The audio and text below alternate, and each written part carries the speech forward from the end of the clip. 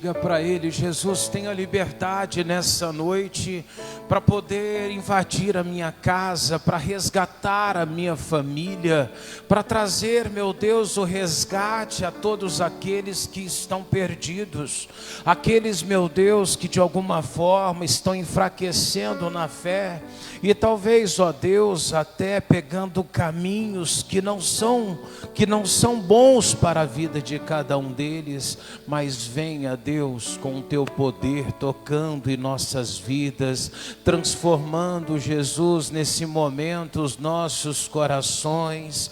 Pede para Jesus ele te ensinar, diga para ele: Deus, coloca na minha boca as palavras que eu preciso usar dentro da minha casa, porque se eu souber falar, ó Deus, se as palavras realmente vierem do Senhor Jesus, elas vão transformar a minha casa, elas vão libertar a minha família e vão levar, meu Deus, alguns à salvação. Então toma o teu lugar em nossas vidas, toma a sua morada dentro de nós, nos faz te conhecer, meu Deus, inteiramente, nos levando, Jesus, a um crescimento espiritual, nos levando, meu Deus, a ser verdadeiramente ovelhas do Senhor. Nos visita, venha com o teu poder, venha abençoando agora totalmente as nossas vidas, aleluia. Nós precisamos de ti, ó Pai, nós precisamos, Senhor, do teu poder, aleluia. Boa noite a todos. Para quem eu não vi nos dias anteriores, um feliz ano novo, tá bom? Que Deus abençoe, um feliz ano novo para quem está em casa também. Podemos sentar-se em nome de Jesus? Amém? Graças a Deus, meus irmãos. Queria que vocês abrissem a Bíblia lá em livro de Ageu, capítulo 1, versículo 7. Ageu 1, 7. Na segunda-feira eu comecei falando disso aqui. Eu queria que essa mensagem também ela chegasse ao teu coração. Tenho certeza que vai te abençoar. Ageu capítulo 1, versículo 7. Ageu 1, versículo 7. Hoje nós vamos entregar o sangue do Cordeiro, né? Você colocou para levar para casa, é isso? Então, nós vamos entregar o sangue do Cordeiro. O pastor Jaime começou a fazer essa entrega. E você vai resgatar a tua família em nome de Jesus. Amém? Acharam aí na Bíblia? Graças a Deus. Coloca a tua mão sobre a palavra ou no coração e pede para ele: Jesus, meu coração está aberto e está pronto para ouvir tua voz. Fala comigo, Deus, para que eu possa ser abençoado pelo teu poder, em nome de Jesus.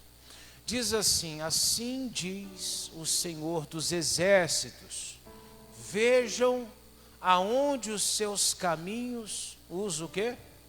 Levaram. Talvez na sua Bíblia pode estar: aplicai os vossos corações aos vossos caminhos.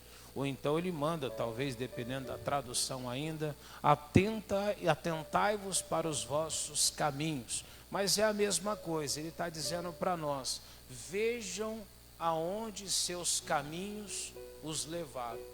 Quando nós olhamos para essa palavra, claro, ele falou isso àquele povo e serve para nós, porque a palavra ela se renova a cada manhã.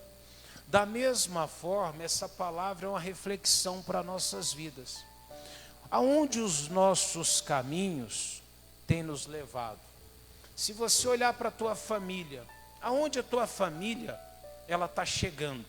Aonde chegou, por exemplo, alguma área da minha vida pelas escolhas que eu fiz?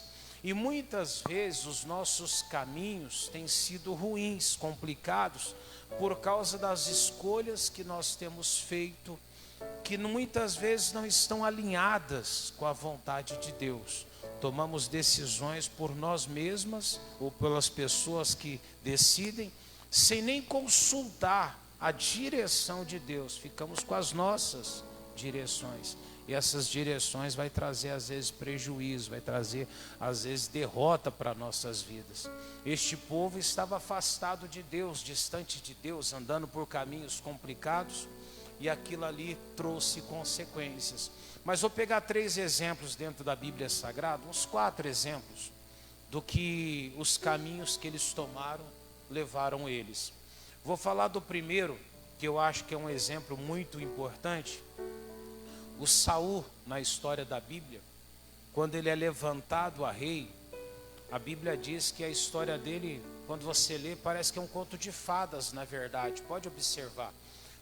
As jumentas do pai de Saul se perdem, e o pai falou: filho, pega lá um servo e vai atrás das jumentas lá, é uma jumenta de estimação.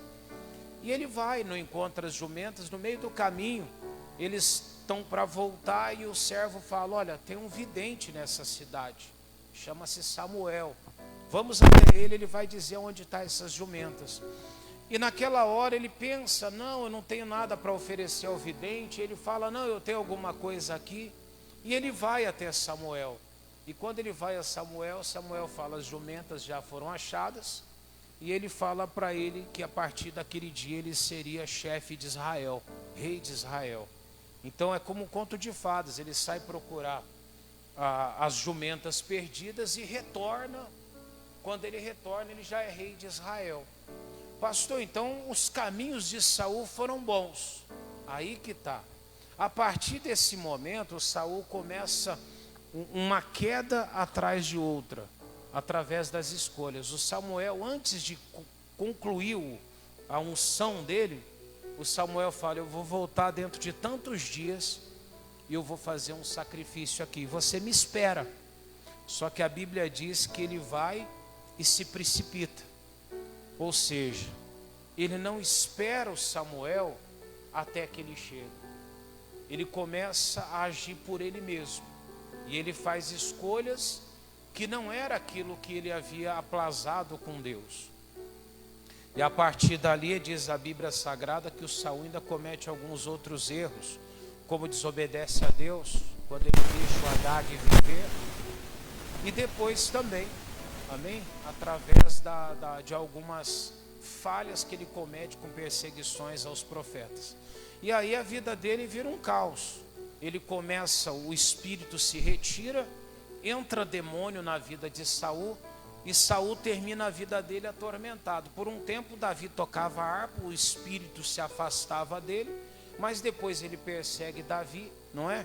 E Davi não estava mais lá, e ele termina a vida dele atormentado por espírito, por demônios, e até que chega um tempo da vida dele que ele se lança sobre a própria espada dele para morrer, porque ele não conseguiu ninguém que o matasse para que não caísse na mão dos inimigos. Olha que fim triste para um rei que começou tão bem, como se fosse uma história desses contos de fadas aí. Ele termina muito mal devido àquilo que era para ter sido a vida dele. Mas o que levou ele a ter um fim trágico? As escolhas. O que a Bíblia diz aqui? Vejam aonde os seus os levaram. Ele está falando para nós, aonde os caminhos têm nos levado. As escolhas que você está fazendo para a tua vida, elas vão te levar aonde? O jeito que você lida com o filho, o ensinamento que você passa para os teus filhos, para a tua casa, aonde esse ensinamento vai guiar aquelas crianças? Tem mãe que ela faz tudo pelo filho, tudo que ela pode ela faz pelo filho. Aquilo vai trazer caminhos e consequências, então tem que ficar muito atento. Um segundo exemplo está lá em Juízes capítulo 16, versículo 28 em diante. Juízes capítulo 16, versículo 28 em diante. Eu vou ler só o final para saber o caminho que terminou. Mas em toda a história daqui que você vai estar ouvindo agora, a Bíblia fala de Sansão. Sansão, ele nasce como um milagre de Deus. Por que ele nasce como um milagre?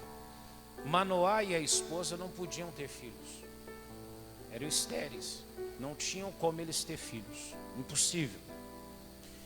E eles começam uma consagração a Deus, não mais pedindo filhos, não pediam mais. mas era o sonho deles. E do meio daquela consagração deles, aparece um anjo de Deus e fala assim: você vai ter um filho. Ele fica até meio assustado, e a mulher conta para ele que o anjo falou para ela, e ele questiona de novo, o anjo aparece de novo para os dois, e nasce então o Sansão, como resposta de um milagre, de uma oração, fruto de um milagre. E ele nasce com um dom especial que ninguém teve. O Sansão, ele tinha uma força sobrenatural que se manifestava sobre ele, a qual ninguém na face da terra teve, a não ser que você vê aí nesses desenhos aí, né? Como algumas que você pega aí do americanos mesmo, não é? Como, esqueci o nome lá dentro, mas desses desenhos aí, como a Liga da Justiça, essas coisas ali, uma coisa sobrenatural mesmo, amém? Coisa de filme, se for olhar assim. Esse homem, a força dele se multiplicava de uma forma que nunca houve um homem semelhante a ele na história da Bíblia. E Deus fez isso com ele para que ele livrasse o Israel do fracasso. Só que tudo bem, ele cresce com um segredo entre ele e Deus que mantinha essa força. Aí ele começa as escolhas dele. Ele começa fazendo algumas escolhas que era até de Deus, mas depois ele se bandia para o pecado. De repente ele começa a seguir a prostituição, e nesse caminho da prostituição, quando ele perde a família dele, a Bíblia diz que ele conhece uma mulher que descobre o segredo dele, e ele abre o coração, descortina o coração dele para essa mulher, e essa mulher vende ele e vende o segredo dele. Por que ela vende ele o segredo? Ela não só contou o segredo, ela mesma mandou rapar a cabeça dele e entregou ele sem força nenhuma. Pastor, mas por que o Sansão caiu numa situação como essa? Por que ele passou por isso? Por causa das escolhas, caminhos que o Sansão escolheu que ele queria viver. E hoje nós poderíamos pegar muitos exemplos desse mundo. Tem muita gente que escolhe o caminho da prostituição, o caminho do pecado, e realmente parece ser um caminho bom, mas o fim desse caminho vai trazer consequências terríveis. De um jeito ou de outro, aquilo vai gerar consequências. E não gera agora, a consequência vai ser gerada com o futuro, talvez perto ou distante. Eu citei até no domingo, uma pessoa falou para mim: pastor, o que importa para mim não é se a pessoa é do diabo, se ela é de Satanás, se ela é espírita, se ela é isso, se ela é aquilo. O importante é como ela me trata, a maneira que ela me faz me sentir. Aquilo que ela falou na hora me chocou um pouco. E realmente, quando você vê uma pessoa falar daquele jeito, quando ela faz esse caminho para a vida dela, parece um caminho bonito. Pastor, estou me lançando para tudo que eu puder viver nessa vida. Só que o tempo vai passar. Quando o tempo passar, aquele caminho dela, pastor, mas eles têm um amor muito grande. O amor está hoje, amém? Quem está casado há mais de 5, 10, 15 anos, você sabe que isso não vai ser assim a vida toda. É verdade ou não é? As coisas vão perder intensidade, aquele amor, né? Aquela voracidade desse amor vai passar. E às vezes vai ficar até difícil, porque não é fácil uma convivência, amém? E quando as coisas se complicarem e ficarem difíceis, o que vai segurar um casamento, que vai segurar a fidelidade de um casal, não é o amor. Porque eu estou cansado de ver gente que ama traindo, sendo traído, sofrendo, padecendo por aí. É verdade ou não é? Ele diz: mas por que você então não foi embora de uma vez? A pessoa fala: porque eu amava. E ela ama, mas vive uma vida errada, às vezes dupla, uma vida escondida no pecado. Tem amor, mas não tem o quê? Temor de Deus. Então existem caminhos que vai fazer diferença. Se a pessoa tiver com uma pessoa que é temente a Deus, já vai ser difícil. Mas aquele temor de Deus, no momento do assédio, no momento do pecado, que o pecado bater a porta, o temor de Deus vai fazer a diferença naquele dia. É verdade ou não é? Sim ou não? E aí que às vezes nós não tomamos o caminho certo. Escolhemos o caminho do quê? Errado. O que aconteceu com Sansão? Vamos ler o 28? Então Sansão orou ao Senhor, o soberano Senhor, e disse: lembra-te de mim, ó Deus, eu te suplico, dá-me forças mais uma vez, para que eu me vingue de quem? Dos filisteus, por causa dos meus. Uma coisa interessante, quando a gente não está mais no caminho de Deus, você pode até invocar Deus, mas você nunca invoca a Deus para glorificar a Deus, você nunca invoca a Deus para o seu bem. Dificilmente você vai invocar a Deus para que você possa honrar a Deus. Você percebe que a oração de Sansão, ele faz um pedido para Deus. Ele pede: Deus, para que eu vingue os filisteus pelo quê? Meus olhos. Eles vazaram os olhos de Sansão, e ele queria de Deus uma oportunidade de vingar. Se o Sansão tivesse escolhido, ainda que agora, um caminho de volta, ele pediria para Deus misericórdia, devolver a força, ele sairia daquele lugar. É verdade ou não é? Faria tudo diferente a partir daquele momento. Como você hoje, você pode tomar a decisão hoje, falar: Deus, o caminho que eu peguei, eu sei que não vai terminar bem. E às vezes a pessoa pega o caminho da pornografia, da prostituição, do engano, da fofoca, da mentira, da destruição. E esse caminho nunca termina bem. Você pega a fofoca, parece uma coisa tão indiferente, né? Ah, só falou. Mas a fofoca sempre traz consequência. Pode observar. Um dia vira um rolo aquilo ali, vira inimizade, briga, um fala, um disse-me disse. É verdade ou não é? E às vezes até uma amizade que era boa se destrói por causa desse caminho da fofoca. Então, existem caminhos que eles vão nos destruir de uma forma ou de outra.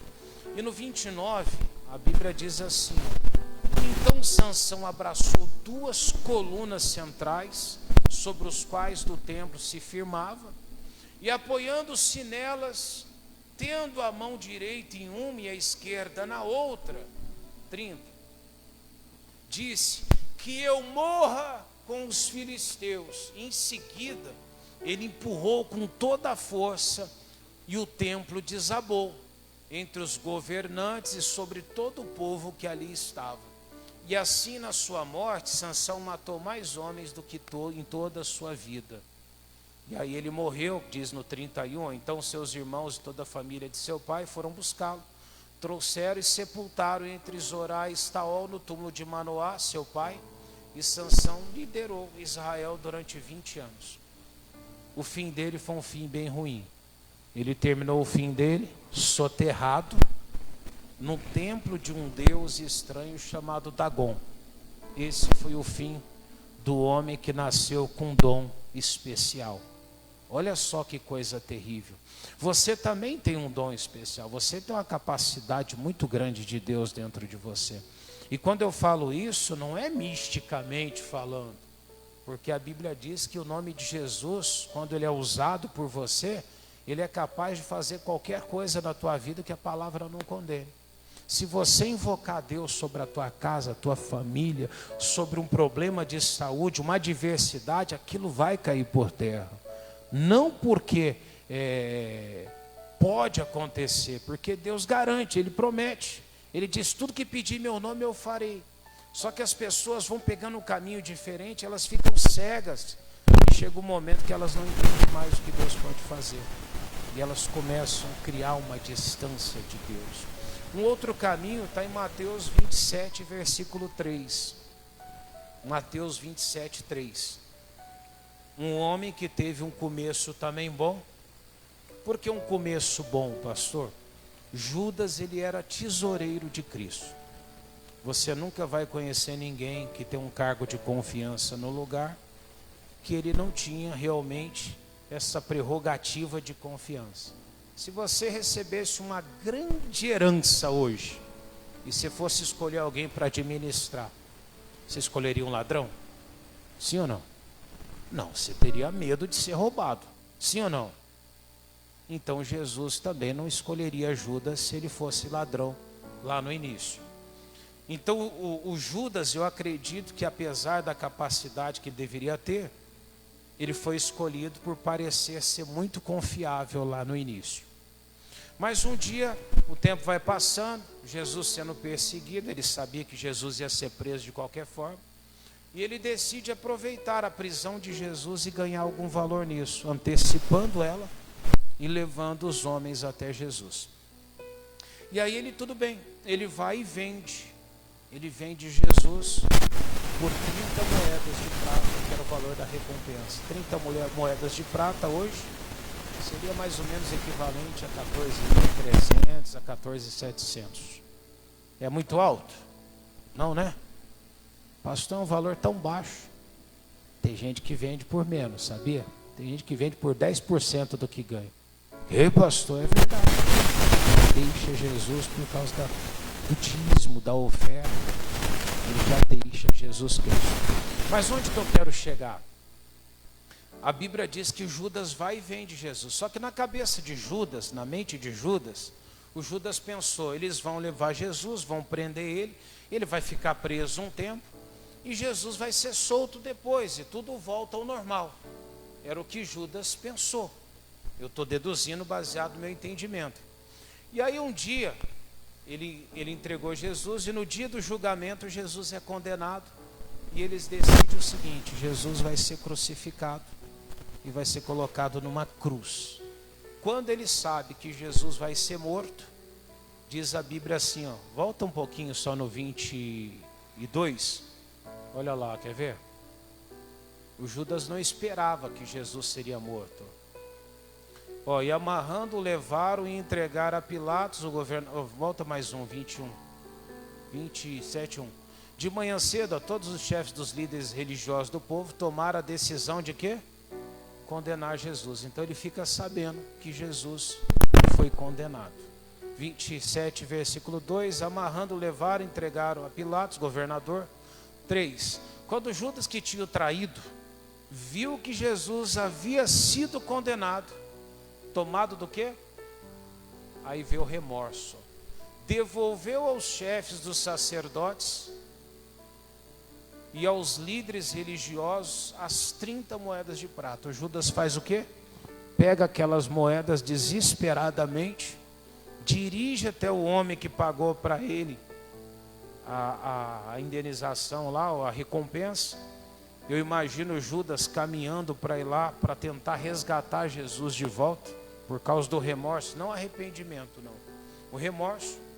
E quando ele chega e fala, olha, ele é inocente, não pode ser morto, tá aqui as moedas, eles não aceitam as moedas. A Bíblia diz que eles falam assim, ó, 4, ó. E ele disse, pequei, pois traí sangue inocente. E eles retrucaram e disseram, ó, que nos importa? A responsabilidade é, ou seja, o problema é seu, pega as tuas moedas, Judas, e some daqui. Não quiseram nem a moeda. Fica com a tua moeda, o negócio está feito e acabou. E aí o Judas sai dali. Então o Judas lançou o dinheiro dentro do templo. Ele sai dali, vai até o templo, e ele joga aquelas moedas lá dentro do templo. E a Bíblia diz que em seguida ele foi o quê? O caminho da ganância de Judas. O caminho da ganância de Judas levou Judas a ter um fim como esse que você viu. Só que nós olhamos para Judas, o ladrão. Eu estou me referindo a Judas, o homem que começou lá no início, que Jesus colocou ele como tesoureiro de Cristo. Para pensar, era um homem que era para ter sido diferente, mas ele abriu no coração dele um desígnio. E quando você abre um desígnio no teu coração, tudo que você trouxer de Deus te incomoda. Aquilo incomoda, aquilo vai dentro de você incomodando, e você às vezes acha que é o ambiente, as pessoas, mas não é. O mal já começa a ganhar espaço dentro de nós. Você vai se tornando cada vez mais frio e mais distante. O Judas foi se tornando assim até que o caminho dele deixou ele nessa forma. Só que o Judas foi se enforcar só, pastor, não, o que ele faz? Sobe numa árvore bem alto, amarra uma corda lá em cima e amarra outra no pescoço lá de cima, e ele pula, tentando ter uma morte bem rápida e indolor por causa do remorso. Só que olha que azar da vida, igreja. O galho quebra e ele cai, e a Bíblia diz que os galhos que ele amarrou atravessa ele mesmo por dentro, e aquilo que era para ser uma morte momentânea, enforcado, ele morre lentamente com as entranhas dele tudo para fora. Esse foi o fim que Judas teve. O caminho que ele teve terminou em morte, sem chance de falar em salvação. Olha que coisa terrível. É verdade ou não é? Caminho errado que escolhemos. E o terceiro está lá em Lucas capítulo 15. Eu vou ler a partir do 17 o versículo. Lucas 15, 17. Esse é bem conhecido, o filho pródigo. O filho pródigo, eu acredito que o pai fica viúvo e o filho pede parte da herança dele, que correspondia à parte da mãe. E aí o pai vai, divide lá a herança, dá a cada um que é a parte deles. E aí depois de poucos dias ele escolhe um caminho. Qual que era o caminho do filho pródigo? Eu não quero essa vida aqui não, eu quero viver. E ele cata todo o dinheiro dele e ele sai em direção aí ao mundão e vai para uma terra longínqua, dependendo da tradução disso. Nesse caminho, as escolhas dele começam a mudar. Ao invés de ter uma vida consciente, uma vida correta, onde você realmente toma bastante cuidado, se precave, a Bíblia diz que ele começa a gastar desenfreadamente. Quando você escolhe caminhos que tem amizades que não são boas, as pessoas vão te levar você a gastar até o que você não pode. Pode observar. Quando você começa a acompanhar pessoas, nem sempre você vai conseguir. Independente do seu padrão, você pode ter muita coisa, mas você sempre vai caminhar do lado de pessoas que vão poder mais do que você e vai te colocar num jugo desigual. Observa, você começa a frequentar uma casa muito bonita, arrumada, você começa a querer desejar aquilo ali. Daqui a pouco você está querendo começar a trazer as mesmas coisas para dentro da tua casa, mas ele vai fugir de um padrão. E aquilo vai se perder o controle. Amém? Chega uma hora que você olha para a tua vida, você está todo endividado, com a vida destruída. E é tão rápido isso, as coisas saem muito rápido. E o Judas, um belo dia, ele se olha no meio de uma fome tão grande, ele está dentro de um chiqueiro, tratando dos porcos ali.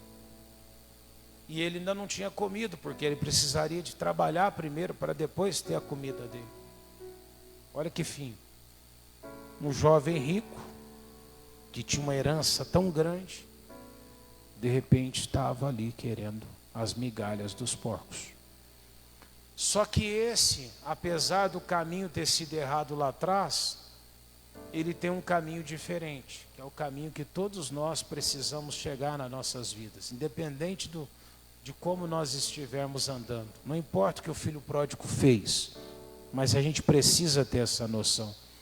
E a Bíblia diz assim, ó, caindo em si disse: quantos empregados do meu pai têm comida com quê? Fartura, e eu aqui morrendo de fome. Dos exemplos que eu te dei, é o único que parou em um momento da vida dele e ele refletiu sobre o caminho que ele estava vivendo. Mas imagina que todo mundo que tem um caminho errado fizesse isso, o adúltero fizesse isso, aquele que está no roubo fizesse isso.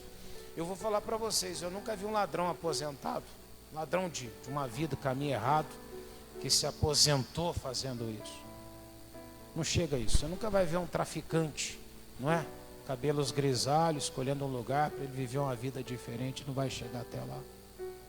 Não vai ter. Em algum momento da vida dele, ele vai terminar como Judas, como o Saul, ele vai terminar como o Sansão. Independente de quanto ele é esperto, de quanto ele é realmente esperto, o fim dele vai acabar chegando de um jeito ou de outro. O fim desse estava próximo. Só que a Bíblia diz que ele fez uma coisa, ele cai em si e começa a refletir, espera um pouquinho, eu não precisava estar nessa vida. Você imagina aquele homem que bebe, que toma cachaça, que chega em casa perturbando a família.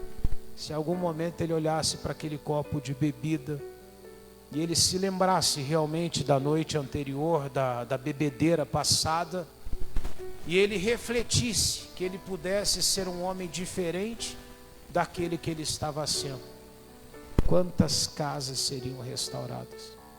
Se uma pessoa que ela pegou um caminho errado, ela olhasse e falasse, espera um pouquinho, essas drogas não vão me levar para onde eu quero, porque independente do tempo que ela tiver, as drogas já vai trazer prejuízo para ela, vai trazer prejuízo. Se cada um tivesse essa postura do filho pródigo, o fim seria sempre diferente. E aí a Bíblia diz no 18, ele fala assim, vou me levantar, voltar para o meu pai e dizer a ele, pai, pequei contra o céu e contra ti.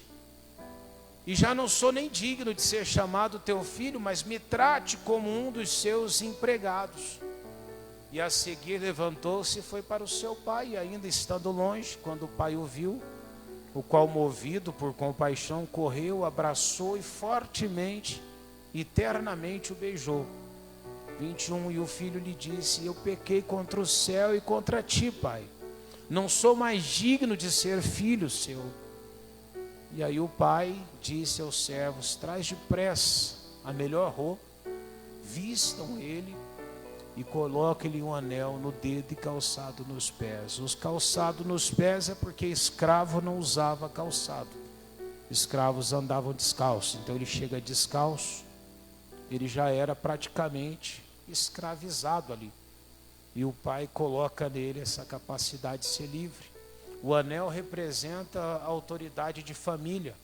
Então o homem que tinha aquele anel, ele tinha um brasão de família que o respeitava onde estivesse. Era uma pessoa qualquer, era um homem de uma família grandiosa. E é também as roupas, as vestes diferentes, que era muito comum os escravos terem umas roupas bem estranhas naquele tempo. O caminho que ele tomou depois mudou toda a história dele. Pastor, mas como que tem que ser o caminho então que eu tenho que andar? Vou pedir para você ler 2 versículos comigo. O primeiro, Isaías 45, 2. Isaías 45, 2. Deus fala para nós que se eu escolher o caminho dele, que é o que o filho pródigo escolheu depois, ele vai fazer isso com a gente. Primeira coisa que ele faz é isso. Quem achou, diga amém. Posso ler? Deus diz, eu irei adiante de você e aplanarei o quê? Os montes, e derrubarei as portas de bronze e romperei trancas de quê? De ferro. Olha que palavra bonita, irmão.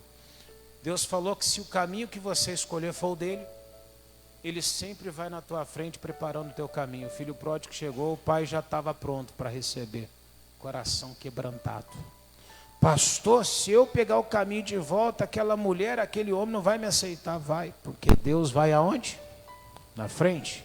Se eu resolver me arrepender, eu vou me complicar. Não vai, porque Deus está dizendo para você que Ele sempre vai à frente, aplanando o caminho, tirando ali os tropeços, derribando portas e quebrando ferrolhos de bronze e rompendo ali trancas de ferro que tiver no seu caminho. E o segundo versículo está lá no Salmos 32, versículo 8. Pedi para ele colocar NVT para mim, se puder, viu, Rob? Salmos 32, 8. Não muda o sentido da palavra, mas está bem mais prático para a gente ler, tá bom? Lê comigo aqui no monitor, porque está de um jeito bem bonito para a gente ler. Posso ler com vocês? Assim diz o Senhor, eu o quê? Por onde, igreja? Pelo melhor caminho. Quando Deus fala para você pegar o caminho dele, é porque Ele diz que Ele vai te guiar pelo melhor caminho. Pastor, sempre tem vários caminhos para qualquer direção que você pegar. Eu quero andar pelo melhor caminho. Como é que eu faço? Eu vou pelo caminho do Senhor. E Ele diz, ó, o melhor caminho para a sua vida e lhe darei conselhos e cuidarei de você. Olha que coisa forte. Então ele fala: olhe para onde os teus caminhos estão te levando, ou olhe para onde levaram os seus caminhos. O melhor caminho para a minha vida é eu estar no caminho do Senhor.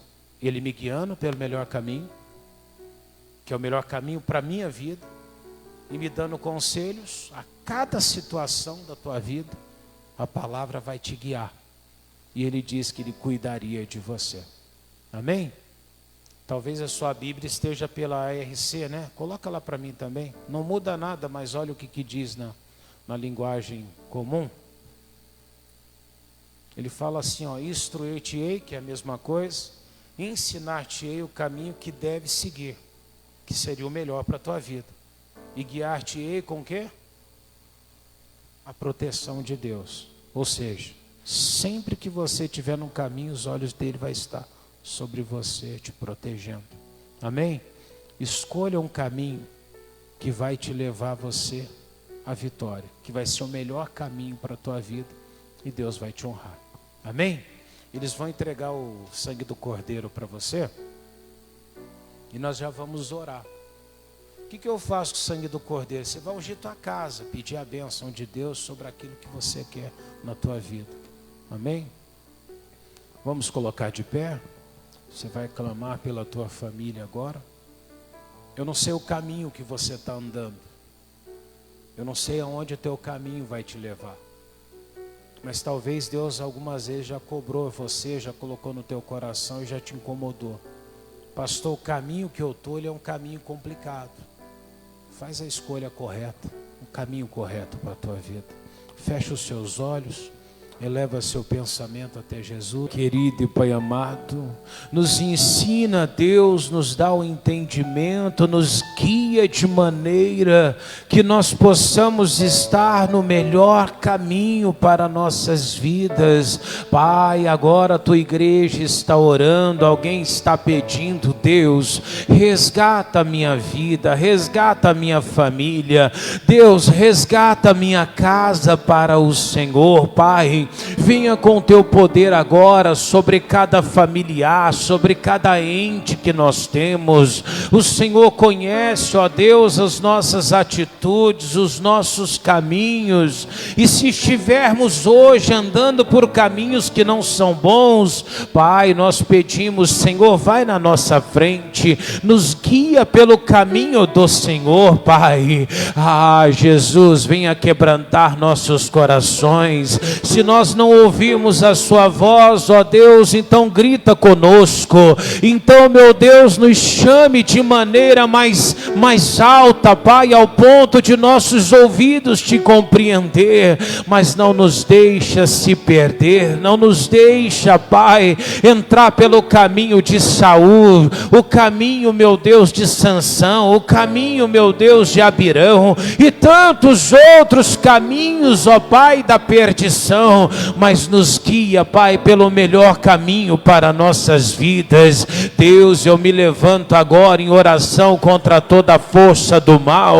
Eu me revolto contra o inferno. Eu digo agora: Satanás, demônio da doença, da enfermidade, demônio da destruição, que segura o coração daquele filho, endurece o coração daquela filha, que toca de alguma forma na alma dele, na alma dela. Meu Deus, eu me revolto agora contra todo o inferno e dou uma ordem agora: demônio, solta aquela casa, solta aquela família, vai soltando esse lar agora, vai tirando as tuas mãos da saúde dele. Isso, meu irmão, manda o demônio soltar o teu corpo agora. Vai dizendo: dor de cabeça, no meu corpo você não fica, enxaqueca sai de dentro de mim. Fala para aquela briga dentro da casa, aquela confusão, aquele casal, Jesus, que a cada 3 palavras, 2, meu Deus, são direcionadas devido a mágoa, revolta, briga. Deus, por discussão, por contenda.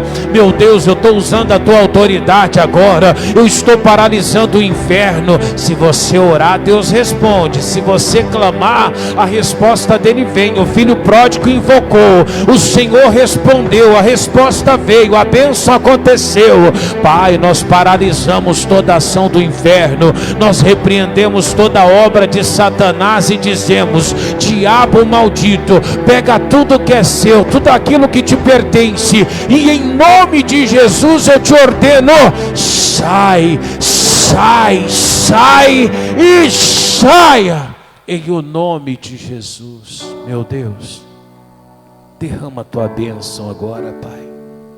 Talvez alguém está pedindo agora: Jesus, abençoe o meu lar, abençoe a minha casa, resgata a minha família, resgata o casamento, a minha saúde. Você não nasceu com um problema de saúde, você não precisa carregar um problema de saúde. Você não nasceu talvez passando pelaquela luta, aquela adversidade, então você não precisa aceitar. Você pode pegar o caminho de volta. Diga para Jesus: Jesus, eu quero a tua bênção, eu quero ser transformado pelo teu poder, eu quero ser transformado, Deus, pela tua força, Pai. Deus, vai tocando em cada lar, em cada família, abençoando cada pessoa que aqui está. Não deixa, Jesus, aquele homem se perder, aquela esposa, aquele marido, aquele filho, aquela filha. Não deixa aquele familiar, Jesus, entrar pelo caminho da destruição. Eu abençoo agora, Jesus, o sangue do Cordeiro. Coloca nesse sangue do Cordeiro, Jesus, a tua bênção, o poder do Senhor, Pai. E eu não sei como vai ser usado, Pai, dentro daquela casa, seja no alimento, na comida, seja, Jesus, ungindo algo, mas aonde eles colocarem as bênçãos, que o Senhor vai na frente, Pai, aplanando os caminhos, quebrando, meu Deus, as cadeias, tirando, meu Deus, os ferrolhos de bronze e quebrando as portas de ferro, Pai. E que as bênçãos do Senhor estejam sobre eles, no nome de Jesus.